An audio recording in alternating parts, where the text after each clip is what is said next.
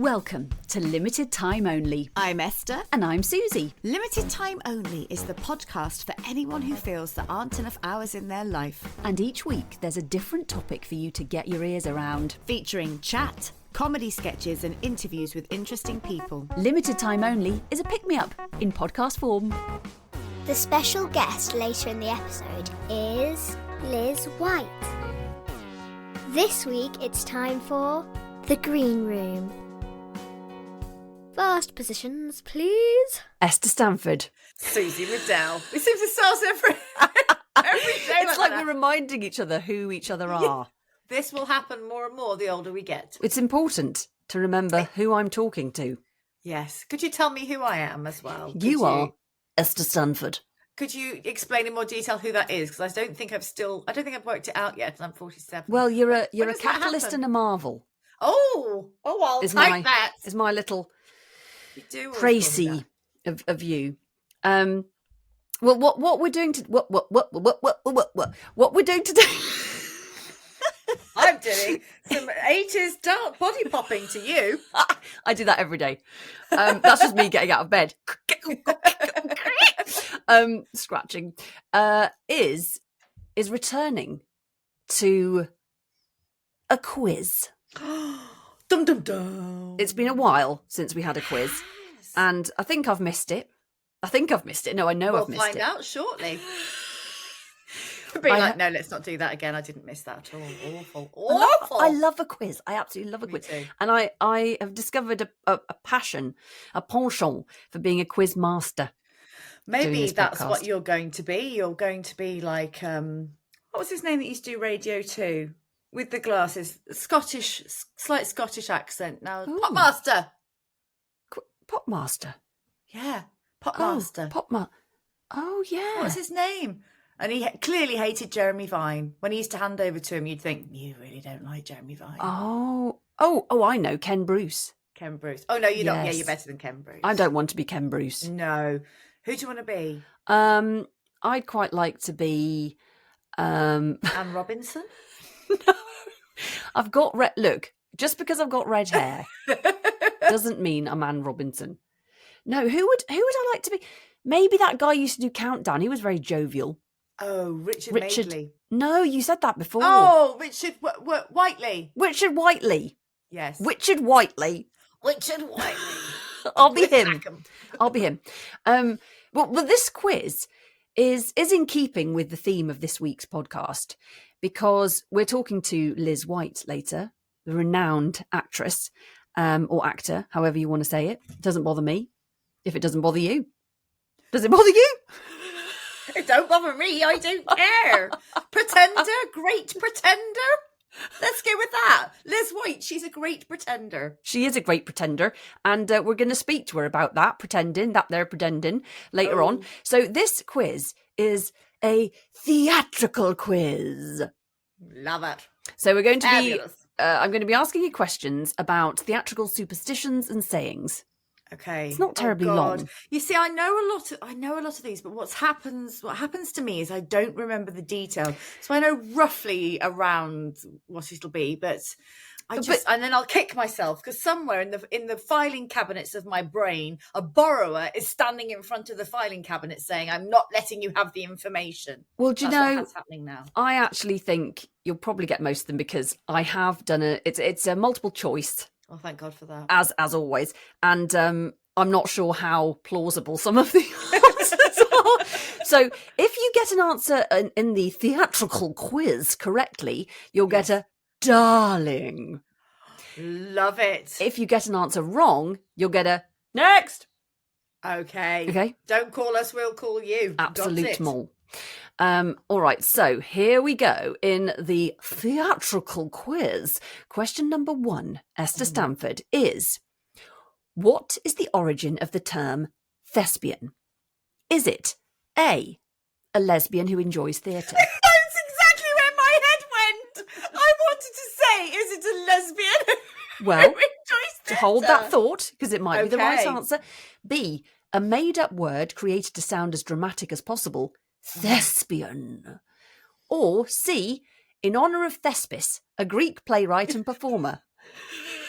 Susie, I don't know why I'm thinking this, but I think I might plump for answer trois. Esther, you have scored a darling. Oh, marvellous. Yes, you've got that correct. And I'll give you a little information about it.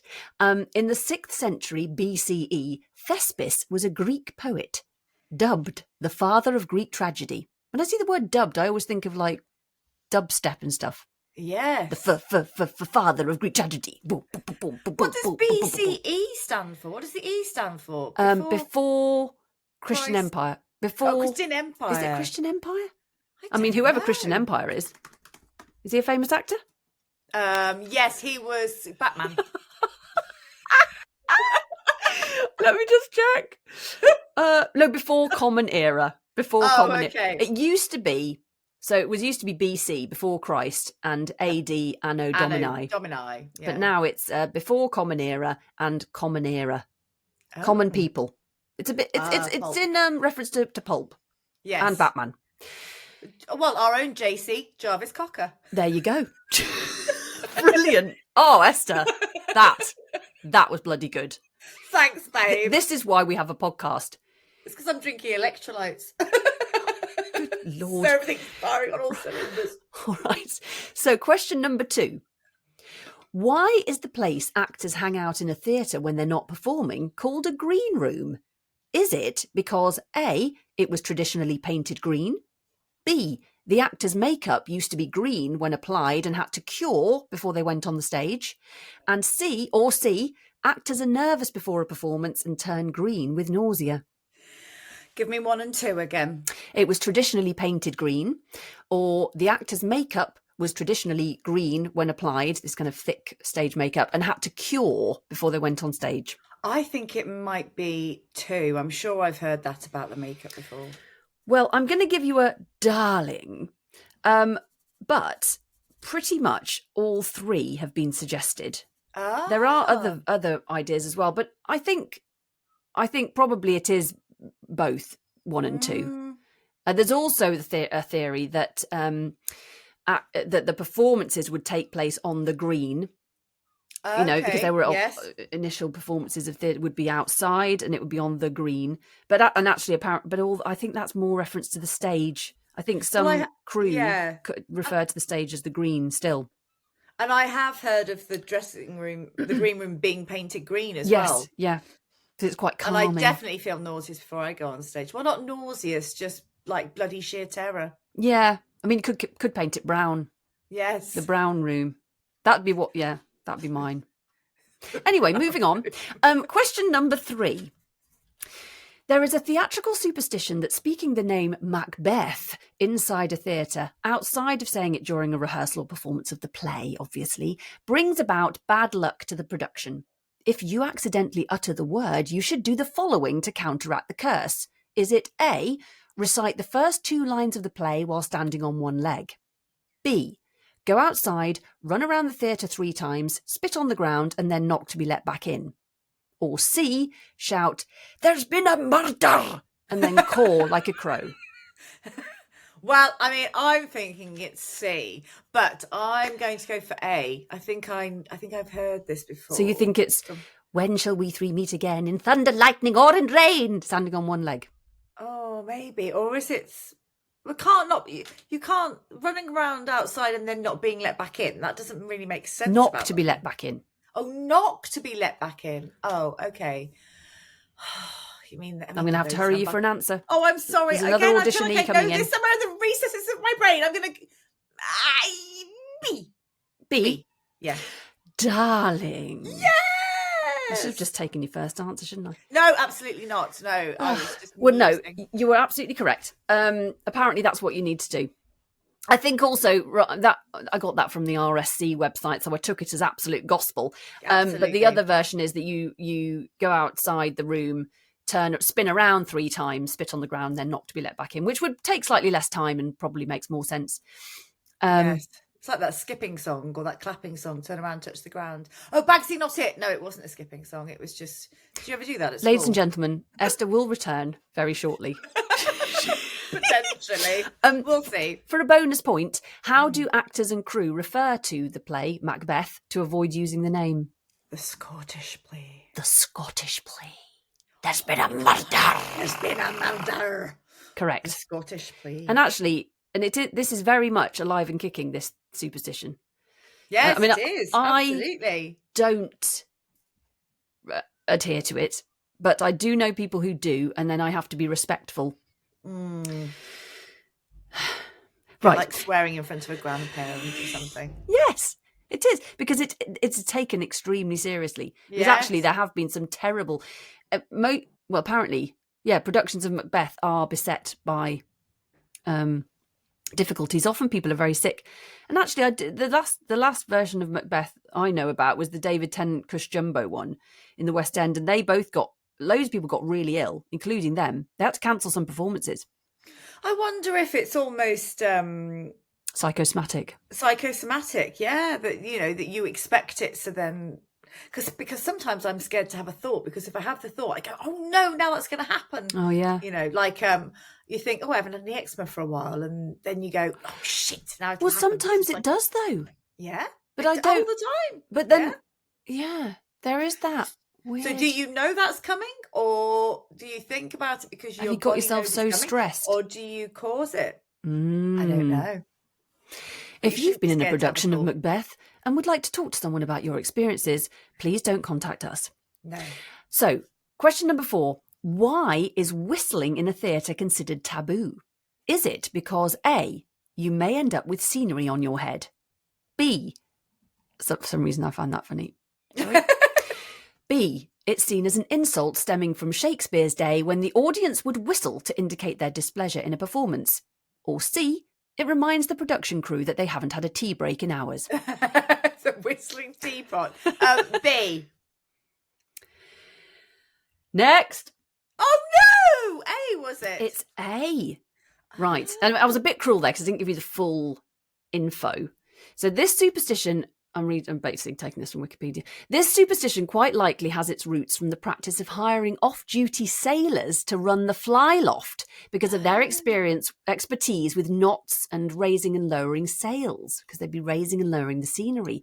A signal system of whistles cued the sailors, which meant that recreational whistling was banned to prevent it from accidentally being interpreted as a fly rail command, which could have resulted in unfortunate events like a heavy baton falling on actors' heads. Even though cues are now relayed over radio, of course, you don't hear a bunch of whistling during the performance of Hamilton, whistling in a theatre is still considered bad luck. Oh, isn't that interesting? That is interesting. I think it's absolutely bloody fascinating. I hope you all agree. I think that's marvellous. I shall keep that up my sleeve for when I do a next pub quiz. Do. Okay, question number 5. There's 3 more. Where does the phrase wing it come from? Is it A, from playing a part without learning the lines?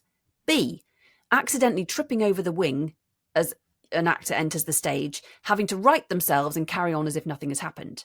Or C, from a performance of Midsummer Night's Dream in the 1800s, when an actor playing Puck was hoisted up in a harness and smacked into a wing, losing consciousness for a few seconds, but then coming round and carrying on with the performance? Oh, I hope it's C.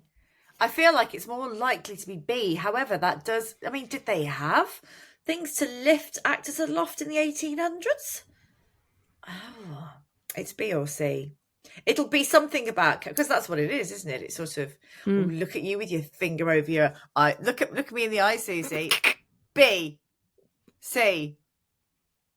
I'm trying to see if your eyes flash in any way and giving me away. Next. No. Double next. Oh, it's A. It's A.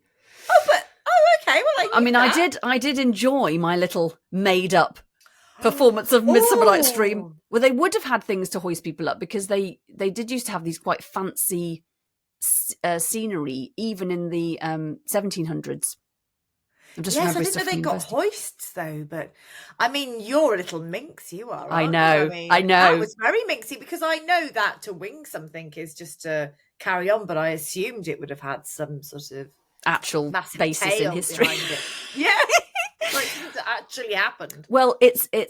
Actually, I didn't realise it was a theatrical phrase. A wing, because we're so used to saying "wing it." Yeah, I've never associated "wing" with No. theatre wings, which are for those who don't know, you stand in the wings before you come onto the stage.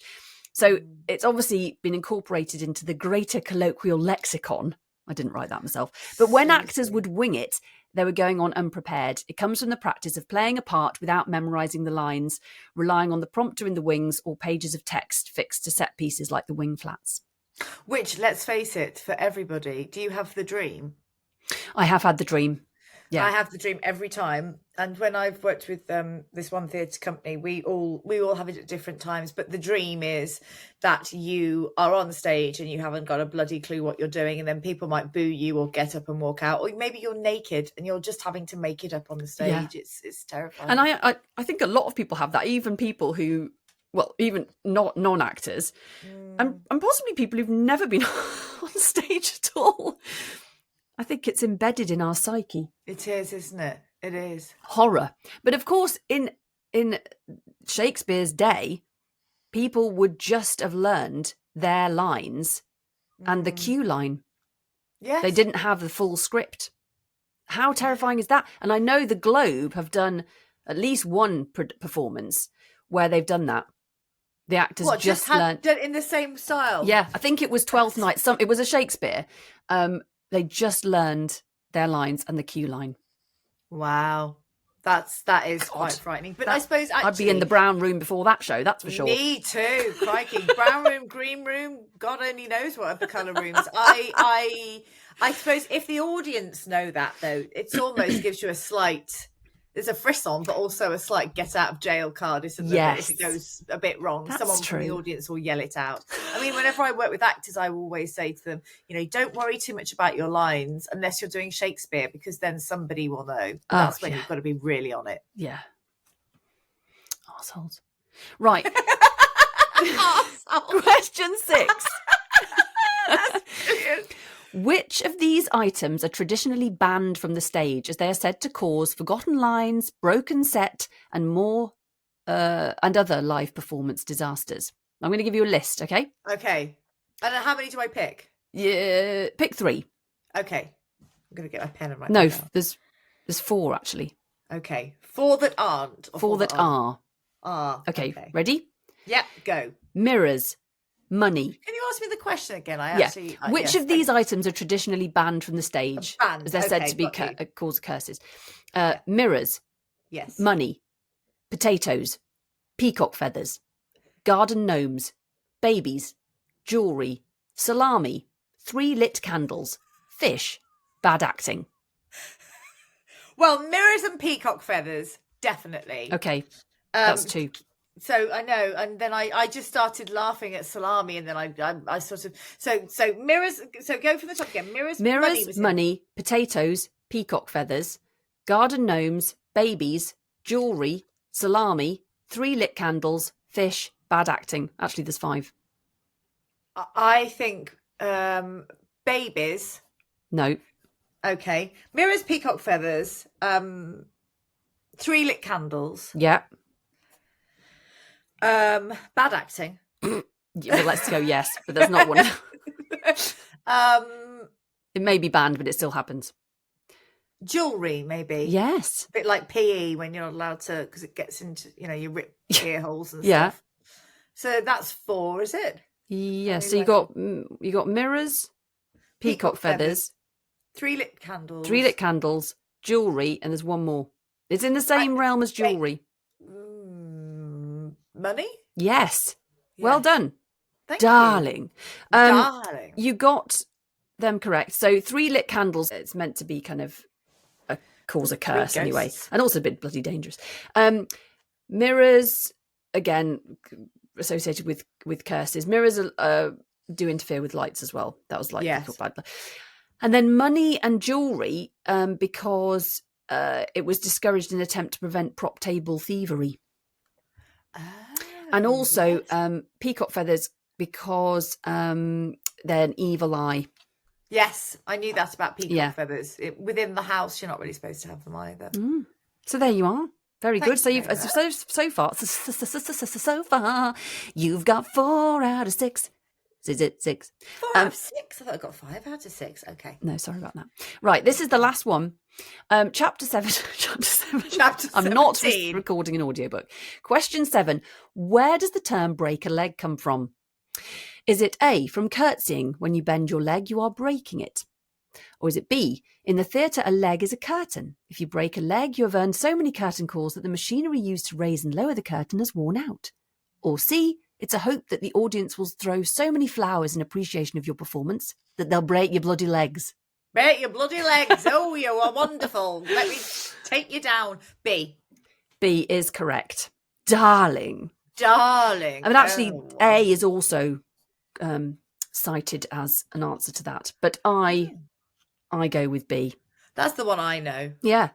So, Esther Stanford, at the end of the theatrical quiz, you have scored a grand total of 1, 2, 3, 5. I can't count. 5 out of 7. Yay! So well Big done. Up your bad self. Big up your bad self. So, just a couple of other little tidbits of info. Limelight was bits we say in the limelight.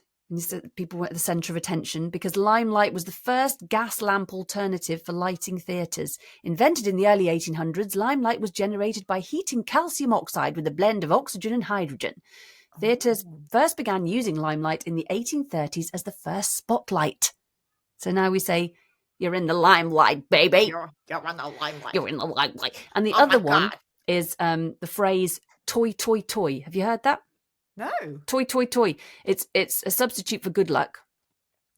It's German Yiddish phrase, and it emanates from the history of spitting to ward off evil spirits and bad luck. So I suppose it's toy, toy, toy. Oh, okay, yeah. And actually, I don't hear that amongst actors, but I do hear it amongst musicians. But apparently, it's particularly used in opera. But when I'm hanging out with musicians, classical musicians, before performances, they'll say toy, toy, toy. I've never heard toy, toy, toy. Yeah. No, never heard of it. I'm never with musicians. No. Whereas I circulate in operatic society. You do. I don't really. You have more diverse circles than me. It's mainly when I perform the Snowman. So it's yes, at Christmas. It's not highbrow, but it is lovely. It's gorgeous. So there you are. I hope that's educated you in some way and entertained in the manner of the BBC. Yes. Well, marvellous questioning, Susie. Marvellous questioning. Well done for the inaugural round of theatre quizzes. Inaugural. Say that. That was the inaugural round. Oh, that was the inaugural round of theatrical quiz.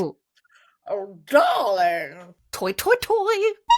Graham, I've been thinking, it's been ages since we did anything romantic. We had that Chinese a few weeks ago. We ate it in silence whilst watching Traffic Cops, Graham. Yeah, but I let you have the last prawn toast. Graham, I want a night out. Something spontaneous, something passionate, just you and me out in the world, like Mr. Darcy and Elizabeth Bennet, or Andy McDowell and Hugh Grant, or Stacey Solomon and Joe Swash. Do you know what would be amazing? New air fryer? The theatre. Something powerful, emotional, sweeping. Well, I got you something, actually, as a surprise. You did? What is it? New oven gloves, quilted, double thickness, less burn risk. Right. Wow, that is incredibly practical. I thought you'd like them. You're always saying you're burnt out. That's not what I meant, Graham. I meant emotionally. I'm emotionally burnt out from life, from logistics, from being the only one who knows when the children last ate a vegetable. I want romance, Graham. I want us to dress up and me to get out of my rain mac. I want to watch a play that stirs something deep within me. And then I want to come home and be ravished. I could wear your dressing gown and go commando again. No, Graham, that was a one-off. Oh. I want us to go to the theatre. I want us to book a night of culture and connection and then make love like we're in a period drama with urgency and a light sweat.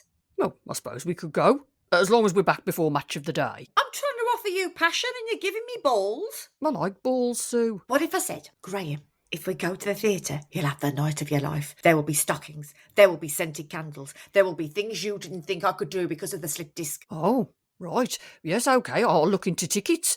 What do you fancy? Musical? Comedy? Thriller? I've already looked. There's a production of Wuthering Heights. Dark, brooding, sexy, windswept moors and unresolved tension. Like us, but with better hair. All right, I'll just check my calendar. Can't do Saturday. There's football. We could go Thursday. Don't want to go Thursday. I want to go Saturday because it's me and I'm your wife and I'm trying to create something here that isn't just a slowly ageing in joggers. I'll just stay in and watch the match then. You go, take Carol. No, I'll go on my own and I'll wear my new dress from Sainsbury's and I'll sit there amongst the lovers, the loners and the Guardian readers. Okay, love. And then I'll make eye contact with the silver-foxed 6'2" man in finance and let him ravish me up the rear alley of the wine bar next door. Okay, love. You want me to record the repair shop for you? You know what, Graham? No. Let it be a mystery what happens to that woman's antique butter churn. I'm off to feel alive. Okay, love.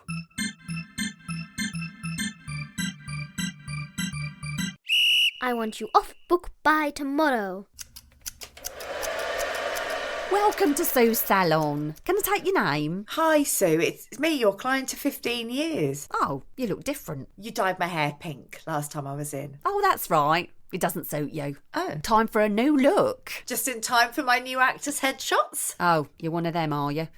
All right. Well, you've clearly moved into a higher age casting bracket since your last set of photos. A bit. What's your casting now? Pensioner? Well, I'm thinking more lawyer, doctor, head teacher. You mean woman in courtroom, woman in surgery, and woman in second row of audience watching son play flute in the school concert, dabbing corner of eye with tissue? Have you been looking at my CV? So we need to go unobtrusive, nondescript, generic. Sounds a bit boring. Yes, boring is what we're aiming for. You need to blend into the background. Look, if you want that coveted one line in the next Channel 5 crime drama, you need to play the game. Go on then, colour me ordinary. But I'll tell you what, as you're such a valued customer, Jane, Esther. I'll do you a special. I'll dye you mousy on top but pink down below, all right? Remember, it's what the eye can't see that makes you special. Oh, thank you, Sue. That's such a lovely thing to say. I'm going to really enjoy having my photos taken. Yeah, but make sure you don't smile like that for them. Denise, get the Lady Garden balayage kit ready in pink. I'm going in. You're looking very smart. Where are you? I'm in my boudoir. Oh, it's very nice. Looks like the set of a, I don't know. It's actually not. If I was to turn the camera, there's detritus everywhere. All I've got to do is clean my house today before I go to work. So you just take your time. Today's guest is Liz White, one of the UK's most compelling and versatile actresses. Liz rose to prominence in the iconic BBC drama Life on Mars and has since captivated audiences with her roles in Ackley Bridge, The Woman in Black, Our Zoo, Call the Midwife and Unforgotten, among many others.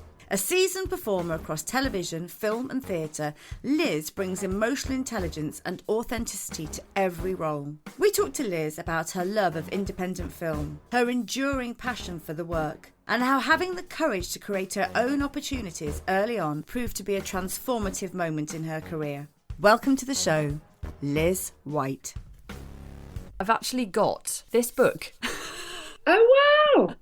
Great. Which I read a while ago, and I think I actually sent a copy to Esther. You I'm did. holding up a copy of Fear Less, How to Win at Life Without Losing Yourself by Dr. Pippa Grange, because Liz is currently playing Pippa Grange at the National Theatre in Dear England, the award-winning play. So We're about to move to Manchester, actually. Oh, are We've got you? 4 shows left at the National, and then on Monday we travel up to Manchester, tech for 3 days, and then we open there. wow. The Lowry. Oh, Yeah. the Lowry, what a fantastic theatre. Well, I've never been to anything at the Lowry, and I've certainly never performed there, so it's all very exciting, and it'd be great to be back in Manchester. Well, it's such a great play. How are you finding it? You enjoying it? I'm loving it. It's an absolute joy. And to be honest, the cut to the chase, like the most striking thing about it for me is that I get to play somebody who doesn't get murdered, who doesn't miss anybody, who doesn't cry. You know, she's just she has tended to her own issues really thoroughly, and then is like imparting her wisdom to this team of men, and it's a really significant role, and significant for that is, you know, you're playing kind of probably the most astute person on the stage in many ways, which you don't get to do often as a woman. No, and she really stands her ground, doesn't she? Sadly haven't seen your performance, but there's still time, I know. But I saw it when it was first on at the National. Yeah. So I know that, what Pippa does, and she does face. I mean, she does face the challenge of being a woman in a very male-dominated arena, and the dressing room actually. Yeah. Yeah, so she walks into the dressing room with the locker room with the lads for the first time. It's the first time she meets the football players. And as someone pointed out really early in rehearsals, she would have arrived at St. George's Place and seen the Lamborghinis and the Porsches in the car park, knowing that they're all owned by, some of them by 18-year-olds, 24-year-olds, 26, and immediately struck by this. These are people that have been kind of infantilized in many ways, elite athletes, but that's what they've been for a long, long time, and therefore they haven't got that much life experience, and they haven't had to spend that much time in an environment where that they're asked to address their emotions or what's really going on inside, And I think for elite athletes, you can imagine the amount of pressure that they go through and the amount of life changes that they have when they suddenly get to the top of their game, and working so hard for it, and then but like I say, like someone like Saka, he was 18 when he was playing for England, and that just so that's what she's met with, a lot of people that are very frightened of opening up about what's going on inside, and addressing Gareth Southgate's the sort of those trauma that he'd kept for all those years is remarkable. And I mean, I loved this book, and I did send it to Esther because it's just relevant for everybody. How do you cope with pressure? Do you have strategies to cope? Well, her book really genuinely came in really usefully when I was opening, like from press night. A couple of years ago I did a play at the National, and I was working with lovely Briege Brennan, and she said she refused to call it a press night. She just said it's that 8th preview or our 9th preview or whatever number it was, which was great for a start. But also, I was stood backstage, and it's about 20 minutes before I come on. And when I do come on, it's to deliver a speech by Pippa. So you're talking directly to the audience, which is a great way to start, actually. But of course, you've got to hit the right mark, as it were, and the right tone with that first sentence, because that's the one that sets your stall out, and then you can build on it. So it's quite nervous. But there's a lovely section in Pippa's book where she says, you just have to remind yourself that you've done this hundreds of times before. You've got 2 feet that are on the ground. You can take a deep breath. You're all human. And it sounds very basic, but actually it's really good for grounding yourself. So I use that. I just kind of literally physically ground myself, feel my feet on the floor, feel my deep breaths, and kind of blindly walk out onto the stage. But I find most of the pressure as an actor, the really uncomfortable bits, or when you're trying to get a job. Yes. Right. The bit when you're working is actually, that's your job. Yeah. So you can apply everything you know to that. But the real curveballs come when you're doing self-tapes, or you didn't get a job that you really worked hard at, and you had a brilliant audition. So many times you have a brilliant audition, you walk out thinking, surely they're just going to ring my agent immediately and say that I've got the job. And then nothing happens. And then nothing as well sometimes. And nothing happens. Yeah. That's the really hard bit where you have to really delve deep and find your gristle and just kind of hold it together. Yeah. And it's interesting what you say about Pippa, that you took that from her. What have you taken from other characters that you've played? Because you've played some fantastic characters over the years. Are there tidbits and things that you've taken from them? Well, I don't know. I mean, Pippa's different in the sense that she is like a self-improvement speaker, educator. The other parts that I played, I suppose, often often you're surprised, or it's a lovely thing to find a person's resilience, a character's resilience. I think that comes up, but you find your own life reflected in scripts all the time, don't you? Particularly, I've got 2 children. If you're playing a mother, it would seem like you're more using your life to inform the characters that you're playing, I suppose. But inevitably, you end up taking information from your characters. But Pippa's the one that really, really stands out for me, because she does actually teach principles of life. Yeah. And that idea of, well, it's fearing less. And because I think the fear of failure is such a massive thing. And as actors, I think we're constantly feeling that we failed to get the job, or we've failed to do a good audition, and that nobody tells you that, do they, when you dream of becoming an actor? And I'd love to know how it all started for you, but that's the difficult thing, those difficult things, the not getting a job, the not even being told that you've got a job or not. Nobody tells you about that stuff, the fact that your mental health is going to go through absolute and it's not just really the fear of, it's not just the fear of failure though, is it, as well? It's the fear of success sometimes. Like, if you get this, how will it change things as well, and could I cope with that? Well, actually, conversely, I was told all the time that I would fail, even at drama school. Not specifically me, but we'd have classes where we were told how hard it was going to be. I mean, I think it's good to be realistic, but there are other ways to live an artistic life. You don't have to set yourself up at the mercy of other people giving you work or not, or giving you a life or not. I think that's what we have to really look at, the way we teach students and the way we talk to each other in the business. Because sure, the expectation's there that you're going to be the next Winona Ryder or whatever, which probably at some point in my little bedroom watching the telly I did want to be.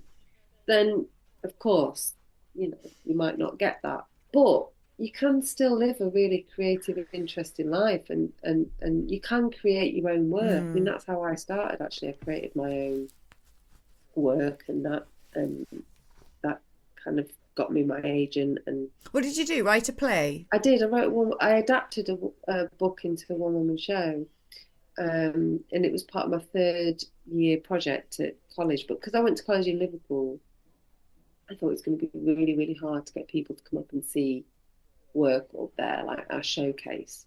Although we did end up having a showcase in London, but it was our final year project, and also they'd run out of money, so they couldn't afford to bring external directors in, and no one in my year at that point really expressed an interest in directing. Although Adam Penford is now artistic director of Nottingham Playhouse. And Jamie Lloyd was in the year below me, Alyssa. So obviously, but I did actually approach Jamie Lloyd to direct this one-woman show, and he was like, "Yeah, I'd love to." But then he just didn't read it, and I was like, "I want somebody who's passionate." And I approached a girl who then went on to be one of my very best friends, Leanne Best, who's a brilliant actress. Oh yes, I know. Yeah, and I just observed her at college and just thought she was amazing, and so I approached her and said, "Have you ever thought about directing?" She said that she had. Funnily enough, a couple of days ago she was talking about doing a play,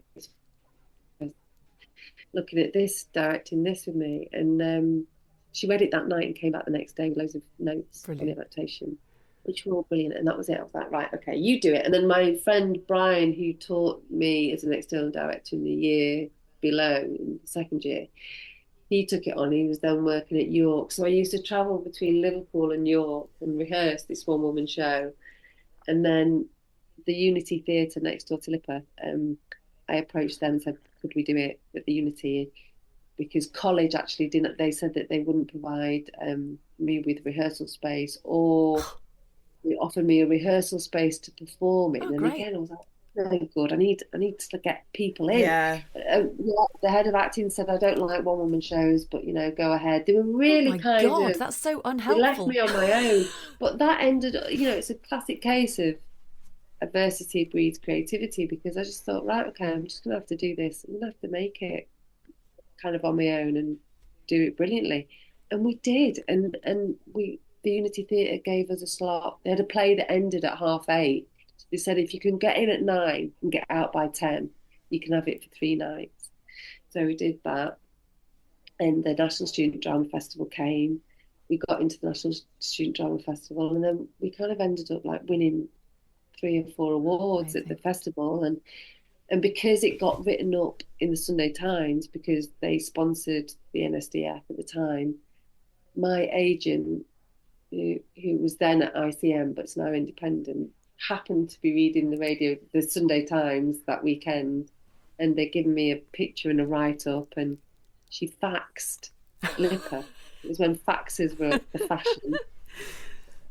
And when I got back to college, they said, an agent's been in touch. And I was like, oh, bless it, it'll be a local agent. Because I'd also had some interest at NSDF from Pippa Markham.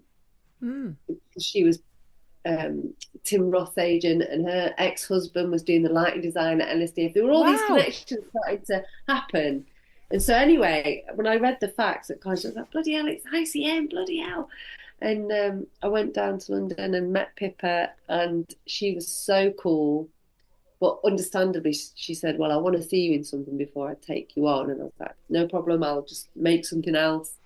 And then I went over the road to go and meet Claire Marousis at then ICM. And she said, I'll offer you representation right now. And me being me at the time, I was like, well, let me think about it. She was really cool. And so I went and thought about it. And then Claire rang me a couple of days later and said, come on, are we doing this or not? Because I've got you an audition for a film on Monday if you want to sign up. And I was like, right, I'm in. Yeah. And that was it. That's so brilliant. Yeah. Creating your own look, aren't you? Yeah, it was. And I realised then, like, the determination, the tenacity is a huge ingredient of being an actor. But it's also really funny because these stories that we have, like, we've all got our own story of how we got a great job or how we ended up at college or how, whatever. But they're only worth something on reflection. You can't predict a story that's going to happen. No. And I've wasted a lot of time doing that, thinking, oh, well, I've met this person, and then they're going to direct that, and then that'll be great because they might employ me for this, and this is how it's going to happen because that's the way it happens. Yeah. And it just doesn't. Yeah. It's nice to do it in hindsight, and it's like a nice little, that's where you can write your memoir, but you can't write your memoir going forward. No. You have to keep pushing and creating and trying and chancing, I think that is the thing. When I talk to other people who aren't in the industry about being an actor, and there is no career progression. You can't say in 5 years' time, yes, I'm going to be the CEO of this. You have to just, it's like stepping stones that they're going in all different directions, isn't it? And you kind of have to just go with it. And looking at your, what you've done, and obviously we've seen you lots of different television programs, and you've spanned, so many mediums and genres as well.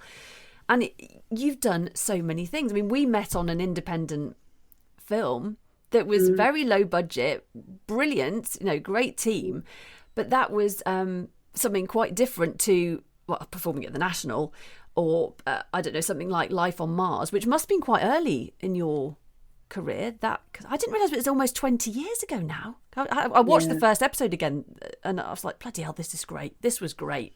Such a great series. I was very lucky to get that. I mean, I had done a series for the BBC prior to that called A Thing Called Love. But it was one of those jobs, and it's happened a few times, where they change commission, the BBC or ITV, whichever channel you're working for, will change commissioner during the making of this brilliant job that you've got that you think is going to go on for several series. And that's what happened with The Thing Called Love. We loved the script, it was all great, but then they changed commissioner, and the new commissioner doesn't want to take on the programmes someone else has commissioned. That someone else has commissioned. So it got put up against the football, and barely any people see it. But then I used to get approached just randomly by, a bit of the market, and someone would walk up and go, oh, you're that girl from The Thing Called Love, and I'd be such pride. Wow, yeah, I am. No one's ever going to. And then I got Life on Mars, and it was great in many ways. It also was. It's odd. Like you pointed out, Esther, we can be scared of success, and I think as much as I wanted to do this for a living, being recognised and being famous has always kind of scared the shit out of me. And yeah, I kind of want it, but I don't want it at the same time. And did that bring Life on Mars? The success of it brought that, bit. yeah. I felt very exposed. A lot of pressure. The thing with being an actor is you hide behind characters, don't you? You're expressing and you're being somebody else and you're trying somebody else on. And so Liz White doesn't necessarily want to be seen by everybody, but to play somebody else, it's a different thing. Like most actors are sort of slightly introverted, don't want the attention. They're just pretending to be somebody else, conveying a story. So then to get all that attention is overwhelming. It was, and I was actually at a very tricky point in my life when I was like 26, 27. I was kind of being sabotaged by I had really bad PCOS, and I was really struggling actually. And the thing about Life on Mars, it was filmed in Manchester, so I just moved to London more or less, but then worked away quite a bit. But I was still kind of just establishing, like, what is my new home? Who are my new friends? Yeah. Because a lot of people that I went to college with didn't move down, and because a lot of my best mates at college actually weren't at the college, they were just people that I met in Liverpool, and they obviously stayed in Liverpool. And I become a godmother to my best friend's kid not Leanne's, but another friend's kid in Liverpool. So I didn't really want to leave, but I had to come down here because I couldn't afford the train fares back and forth all the time. So I kind of set up in London, and then I kept working away, and then I was working Life on Mars, and that was a really male heavy cast. Yeah. And John and Phil, like, had both just had their new babies when we were doing those series. They were absolutely lovely, and we're still in touch, and they're just lovely. Will always be a significant part of each other's lives. It's such a significant time for us all. But yeah, I felt very misplaced and like didn't know what was going on. And then, of course, you don't really know what you're making until it's been on air and you see how people respond. And because it was a period piece, obviously I had my hair a certain way, I would wear certain clothes, so I looked quite different when I wasn't filming. So I didn't get recognised that much at first. And I got in a cab once, and the cab driver started talking to me about this brilliant new show that he'd been watching, which was Life on Mars. So of course I was just kind of that's nice. I didn't want to tell him it was me. I was kind of shy. I didn't want to open up, but that was also really nice to realise how much everybody's work was being appreciated, and it was great to be part of something that's so successful. Yeah. But I didn't really feel like I could own it. Did you find as well that, because you can't, I think it's quite hard to tell when you're in it. We both went to ITV workshop with Lucy Davis, and I filmed with Lucy Davis, who was Dawn in The Office, and I filmed with her a few years later when The Office was on. We were filming something for the BBC, and she said to me, do you like The Office then? And I said, are you kidding? And she went, Lucy, it's the biggest fucking show on television. What are you talking about? And she was going, I just can't tell. Do people like it? Do people watch it? I was like, oh, Lucy, you don't live in the same world as me because you're in it and you can't see, can you? So to have somebody who didn't understand who you were feed that back to you must have been so lovely. Yeah, it was. It was really nice. It was really nice because that's why we make telly at the end of the day, isn't it? It's like we all talk about it. When we've seen a good show, we all talk about it. People buzz off it. It's the new novel, isn't it? Not that new, but that's what it's like. We can share. It's another way that we can realise that we're not alone. Did you always want to be an actress? Pretty much, yeah. Pretty much. I mean, as a kid, I remember being like, I'd put myself in the role of entertainer if mum and dad had mates round, and it'd do this awful trick where I'd walk on my toes, which probably I've got such lovely feet now.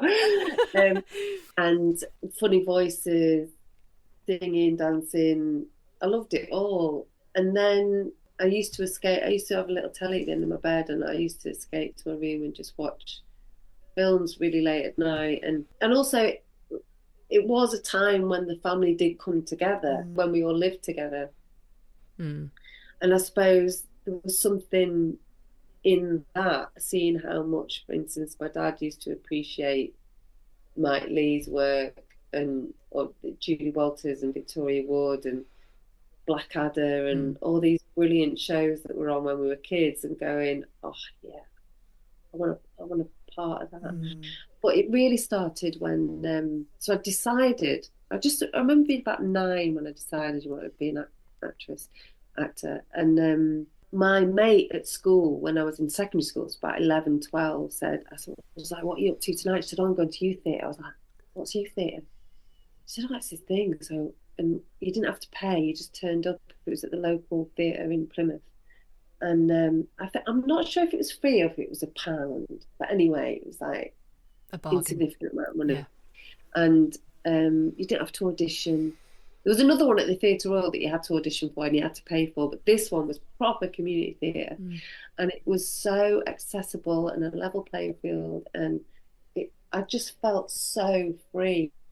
And because we'd done this big move, I was born in Yorkshire, my family's from Yorkshire, then we moved down to Devon, and Devon was very, very different, particularly back then. Like, not many people left Devon, so it was, they'd never heard of Yorkshire, a lot of the kids that I went to school with, and it just felt like other. And then when I went to youth theatre, I just felt like that was celebrated, and I felt really, really liberated. Yeah. And that was it. I was just, and the people talked in a really honest, beautiful, lovely way, adults alike. It just felt like home, really. Yeah, a safe space. And that's the start of it. Yeah. That's so lovely, and I think that is that would be a common feeling, I think, amongst anyone who has been in a youth theatre. We that's where Esther and I met at age 11 in a youth drama group that we didn't have to pay for, and it was a whole bunch of different kids from different backgrounds, and nobody judging, and you could just free to be yourself, weren't you? Free to be yourself, but also to be able to explore other ways of being. And at that age, every kid should have access to being able to be. I know. I mean, I was just thinking then, even the fact that, I mean, I do think school uniforms have their place, but at youth theatre, you'd suddenly see kids around your age in their own clothes. And I remember there was a lad who, I mean, this sounds so, but he had like really unusual, like handmade, like leather shoes on and like baggy trousers. I'd never seen a boy in baggy trousers before, I'm not talking flares, but I've just never seen somebody dressed kind of like a hippie who was 11. And I was like, oh, this is cool. It's seeing personalities, basically, seeing my peers not homogenized into this, we go to school, this is what we do. And particularly at that time as well, because like we were a similar age, and now there's phones and you can access everything, and everybody kind of looks the same online, but we'd go to ITV and there would be kids from all different backgrounds. And like, I remember Jo Coffey, who's, you might know, she's in Waterloo Road, but she was really into The Cure, and I didn't know The Cure because you kind of just lived in the echo chamber of where you lived. So to go into Birmingham once a week and then mix with kids from different backgrounds, different ethnicities, hearing different music, like most of my peers were into sort of Nirvana and stuff, but there it was all Boys to Men, and it sort of, it was sort of opened my eyes up to Boys to Men. I just didn't know. How lucky! To Boys to Men. What about your kids, Liz? I think our kids are similar age. Esther's slightly older. Would you encourage your children to go into a career in the performing arts? Well, you'd be a hypocrite if you. I mean, I don't know about encourage. I mean, I think I always thought that Dulcie is a bit of a performer in a way, but I've always thought she's a bit more of a director, though. Funnily enough, she likes to. She has a certain vision for the way things should be. But to be honest, I don't think she is a natural performer. I don't think that's what she wants to do. I'd like her to go to youth theatre for the reasons that we talked about.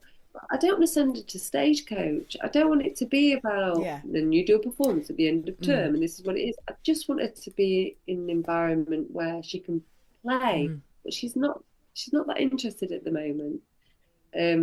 but my youngest is 4.5, and I think she would like love it. But yeah, we'll just have to see. I mean, it's difficult, isn't it?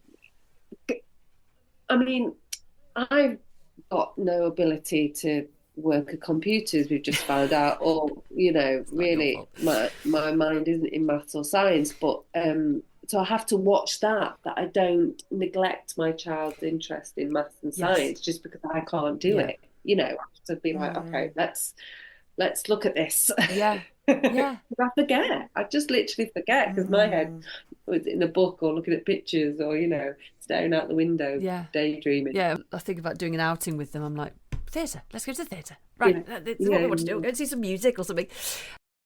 Out of all the people you've worked with, who have you really sort of taken something from, been inspired by, learnt something, grown from? Well, God, so many people. I mean, actors get such a bad press, but actually we're just brilliant people generally. But people whose names you would recognise and really spring to mind are two people that I met on the film Pride, which did about 11 years ago. But on that I met Imelda Staunton and Jessica Gunning. And Jessica's since gone on to be like Baby Reindeer famous all over the world and won, quite rightly, so many accolades for. But Imelda's work ethic is second to none. I mean, I had a conversation with her about 3 years ago. It was before she did The Crown. In fact, I think we were still in COVID when we spoke. And she said, "Oh, no, I'm glad I've caught you. I've just finished my voice session." And I said, "What are you working on?" She said, "Well, Queenie," because I knew she'd been cast. And I said, "Oh, great. When do you start filming?" She said, "Next July." And this was July the year before. So for a year, she's doing daily sessions of how to speak like the Queen. And she does that when she's voice training for a musical, or she does it, she just applies herself. She does what's needed to do. And of course, like, Imelda's older and she's got time to do that. Betty doesn't live at home anymore. She's not bringing up children or anything, or, trying to hold down other jobs. But she just does what's needed, and it's so admirable. And it's just lovely to see that somebody that's got a career that you would just love to have has got there because they worked really hard, not because they chanced it or they had a big break or whatever. And in fact, she didn't get her big. I don't think she did Vera Drake until she was 45. Which, I mean, she'd done a lot before that, but again, that was the one that she got. Because you were in Vera Drake, weren't you? Yeah, I was. God, was she 45 when she did that? Yeah. Wow, that's absolutely mad. Yeah. And she's like an athlete, really, isn't she? Putting that level of commitment and. Yeah, I mean, I saw her in Hello Dolly last June, and again, oh my gosh, she was so radiant, ebullient, wonderful, and an incredible singer. You can't believe that noise comes out of such a diminutive figure, but she's just a powerhouse and gorgeous and gracious with it, and has got a really positive attitude to life. I think she's had her own ups and downs, but she puts strategies in place to make sure she has the best result, and she does that with her work and with her private life. She's really inspiring. I wonder if she could come and sort of life out. Be great. She could offer that service. I'd like to know what her strategies are. Staunton's strategies. Staunton's strategies. That's and brilliant. Work-wise, you talked about creating and initially and doing the one-woman show, which sort of got you your agent and everything. Do you still write, and do you still create projects yourself? No, I have lots of things that I think about doing.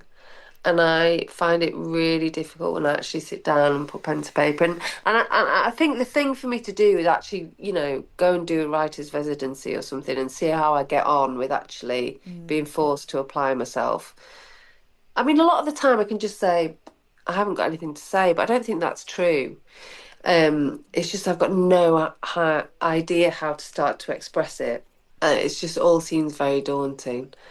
And also, time is so it's such a commodity, isn't it? And if you've got a really busy life, it's like, where do you fit that in? And to write something, again, I suppose I always think, it needs to be a 6-part series, or it needs to be a feature film, or it needs to be like, these things can happen. These things can't happen overnight. They take a lot of dedication and rumination and, application, all those shun words. And it's about time, really. And if you can't, if you're not, if you're going through television, then it just takes ages, and then things might look like they're being greenlit and then they're not, and then films, you say you've got to go through exec. So unless you can sort of self-fund or do it on a really small scale, it's just so much work for potentially no outcome.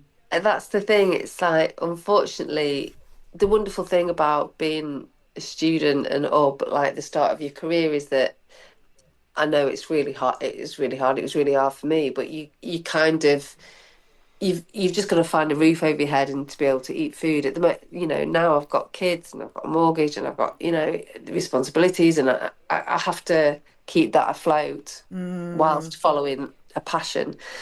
Yes. But I am really lucky to say that acting is still a huge, like, that is my passion. I absolutely love it, and God, I just feel so lucky. I mean, so lucky doing this play at the moment. So lucky to have the career that I have. And I do feel frustrated sometimes, and I do get knocked back for people who have got a bigger name than me, and that happens all the time. But I'm still doing it, and I still kind of, although it's not a meritocracy and there's no like linear path and there's no making it and there's none of that. I do honestly really enjoy my job. And I mean, last year I did a thing for Netflix. It was literally a scene, and I found that a bit of a struggle because I've done programs for Netflix and played really decent roles, or I've played really decent roles in other stuff. So it's hard sometimes where you're donning a costume for 2 hours and then that's it, you're done. That feels a bit thankless, but at the same time, it's still, you're still getting paid for doing what you love, which is not what everybody gets to do. No. Would you ever direct? Well, that I'd really like to do as well. It was funny, actually. It was when we were doing The People before that Susie and I worked on that I suddenly realised how experienced I was, because I have been doing this for 25 years, working on screen for 25 years. And so we had to problem solve a lot doing that film, because we only had 17 days to shoot it, and a skeleton crew and all those things. So we were up against it, and I found myself problem solving in terms of cutting shots down. And I did a short film just before that with a woman that had never directed on camera before. And again, I was able to make a few suggestions so that we could save time. And I thought, bloody hell, I could do this. I could really do this. And that was then, like, that's what I'm going to try and do. But, jobs and life get in the way again. And yeah, they do. I haven't done it yet, but hopefully I would like to. I would like to do a short film. I think actually what I'd really like to do is write a short film and shoot it. And that feels like that's more realistic. That's something that potentially I could do. Like you say, there's just never quite enough hours in the day, which I'm always seem to be saying to Sue. There's so many things I want to do and there's just not enough time. Yeah. I found that since having children, my not my ability to focus, because I can focus like a bugger, but like a bugger. It's that classic phrase. However a bugger focuses. But it's the being interrupted. Yeah. You need time to focus to be able to write something, and if I haven't got to the time to think through something, I just go, well, I'm not going to start it then, because I can't handle the being frustrated. That goes for everything: gardening, cleaning your house, writing my best-selling novel. I'm with you. And that school day is very short, isn't it? Yeah. So short. It's not even a day. Yeah. What? But there's this, is it a cherry someone's explained this to me, and it's like the cherry tomato theory. And I don't know why it's cherry tomatoes, but basically it's doing things in little increments. Yes. So it's setting yourself like you're going to focus for 20 minutes and then you have to take a break. And part of that break, it's 5 minutes, is reflecting on what you've done in the last 20 minutes. Yes. And then you keep doing that until there actually comes a point where you don't you don't want to stop for your 5-minute break, so you extend it. Isn't that called the Pomodoro method or something? It's Pomodoro. Yes. See, they're small tomatoes. Yeah, they are. Yeah. So, but that's it essentially. Yeah. And I think there is something in that. So I've started sometimes, if I've got a lot to do and I feel a bit overwhelmed, I set a timer for 20 minutes and go, right, just do that. I bought one. There you go. I bought a timer. Yeah. Because also, well, that's a good one because it's not your phone, because we get distracted by yes. looking at our phones all the time, don't we? You look at the time and then before you know it, you're back on Instagram. Yeah. I leave my phone in another room if I've got a lot of work to do, and it's amazing how many people expect you to be sort of on call 24/7. I get messages and a Sunday night, and it's like, oh guys, it's like the weekend. Just you don't get allowed. You're not allowed, and I think that's the thing with children in a way, because they aren't on timers and they will just be. But I think the joyous thing about being in a play, one of the joyous things, is that for those 2.5 hours or whatever, you know exactly what you're doing. You know exactly where you are. You're in another world. You're entertaining hundreds of people. And it's the beauty of that kind of bubble for that time. I just think that's one of the most magical and the things. voices in your head go quiet as well when you do that. Absolutely. No, I do. And I look forward to that time in the day for that, actually. Because I know that I don't have to choose what I think about. I'm thinking about this, and that's really lovely. And that actually starts kind of on my trip into work when I leave the house, because, you know, it's overwhelming being freelance. You know, I haven't had a test for ADHD. We all know what it's about. But I saw a snippet of an interview with Stephen Fry the other day saying, we've all got it. We're all, you know, you look at a list for symptoms and we can all tick things off that list. And that's not to diminish anyone with a diagnosed condition at all, but it's just those symptoms that describe on that list for ADHD. If you do have any of those, they're a bugger to live with, you know. And it's true. And then I think they're exacerbated by iPhones. I think. Oh yeah, completely. I think everybody I know, which is pretty much 90% creative people, all have it. All of the creative people I know, because it's ideas, overwhelmed. We talk about it so much. If I look at my phone and I see a message, all my notifications are off, because if I look at my phone and see a message, I can't close that tab. So then I start to get really quite stressed and overwhelmed. But then also ideas are firing. And then I just can't. And then like getting the washing out of the washing machine is like an insurmountable task. Too much. So then I'll just wash it again, because that's easier than getting it out of the washing machine. And I just can't. And then if I go out and I go to somebody else's house and their house is tidy, I come back and I'm like, or if I put like House of Pain jumper around on, I can tidy the kitchen in under 5 minutes, because I do it with the music. Or if I put a cookery program on in the kitchen, I can cook. But otherwise I'm like a bit, this is so boring. I have to try that. Yes, it's boring. Things are boring. Acting isn't boring.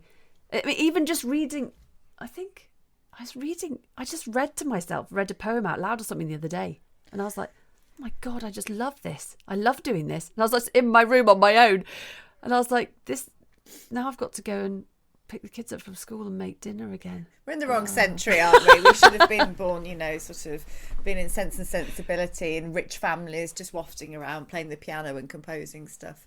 You know, there's probably an app out there, but if someone's got an app that they can recommend where you just tap on it every day and it tells you what to cook for dinner when your kids get home from school, and what time you need to start cooking it, and what time it will be on the table. I mean, that is an idea. And make them like it.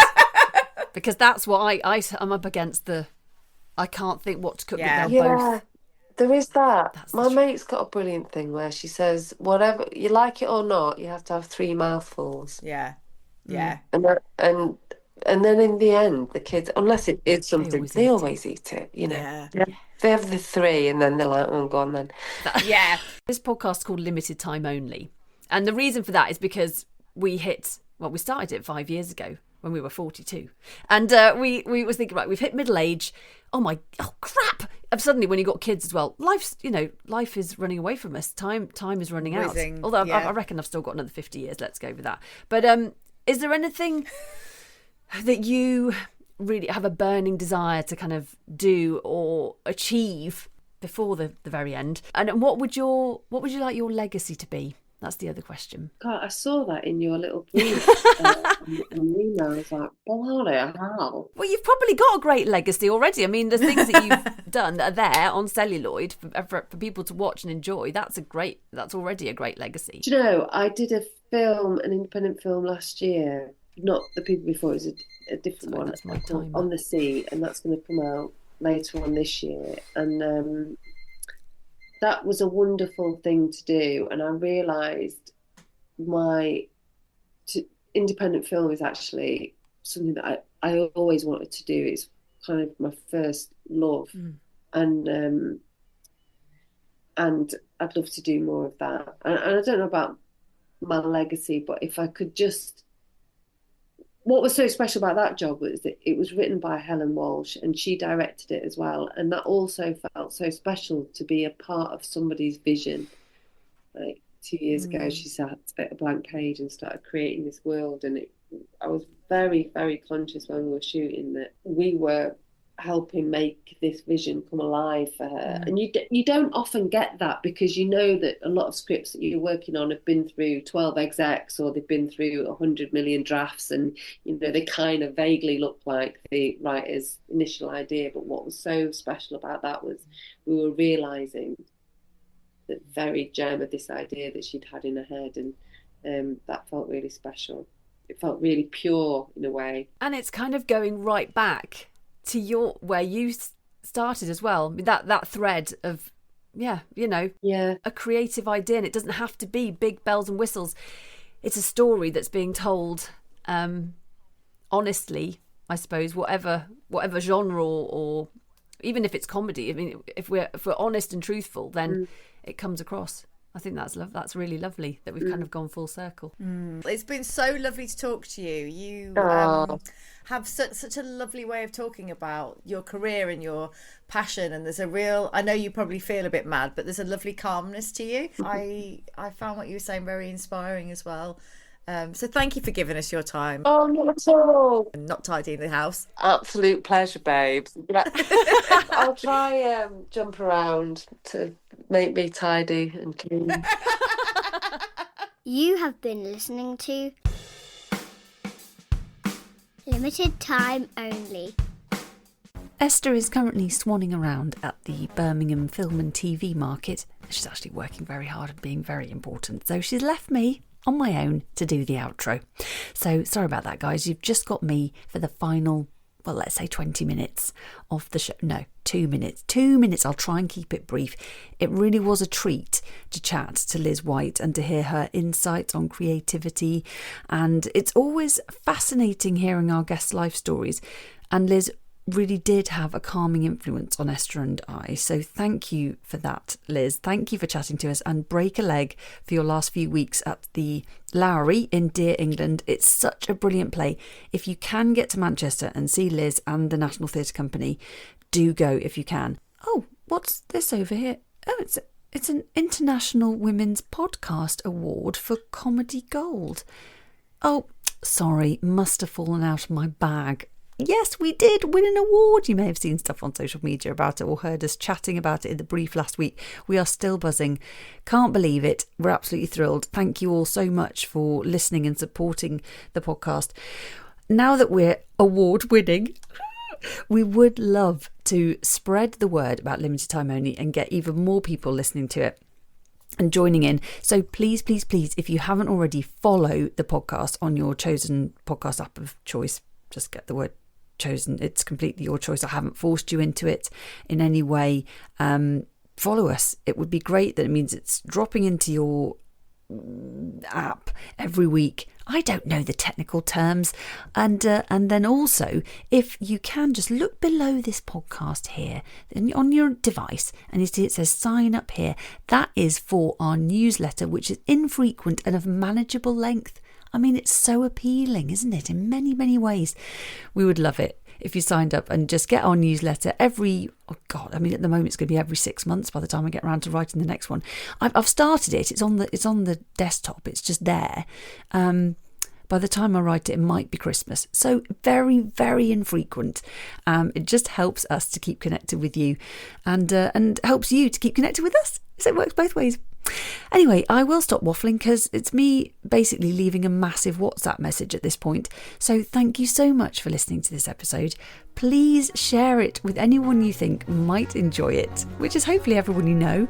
And we will see you next week for another episode of LTO Brief. In the meantime, from me and Esther, ta-ra a bit. Okay, so it was closer to 3 minutes, but I wasn't far off. I've just realised they're both Sue.